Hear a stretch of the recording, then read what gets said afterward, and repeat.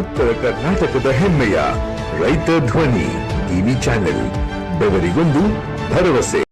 ಕಾವೇರಿ ನೀರು ವಿವಾದ, ರಾಜ್ಯದ ರೈತರ ಹಿತ ಕಾಪಾಡಿ ಬಸವರಾಜ ಬೊಮ್ಮಾಯಿ.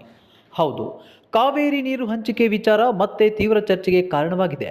ರಾಜ್ಯ ಸರ್ಕಾರ ಸುಪ್ರೀಂ ಕೋರ್ಟ್ನಲ್ಲಿ ಸಮಗ್ರ ದಾಖಲೆಗಳೊಂದಿಗೆ ಬಲವಾದ ವಾದ ಮಂಡಿಸಬೇಕು ಎಂದು ಮಾಜಿ ಮುಖ್ಯಮಂತ್ರಿ ಬಸವರಾಜ ಬೊಮ್ಮಾಯಿ ಆಗ್ರಹಿಸಿದ್ದಾರೆ. ಉತ್ತಮ ಮಳೆಯಿಂದ ಸದ್ಯಕ್ಕೆ ನೀರಿನ ಅಭಾವ ಕಡಿಮೆಯಾದರೂ ಇದು ತಾತ್ಕಾಲಿಕ ಶಮನ ಮಾತ್ರ ಎಂದು ಅವರು ಎಚ್ಚರಿಸಿದ್ದಾರೆ.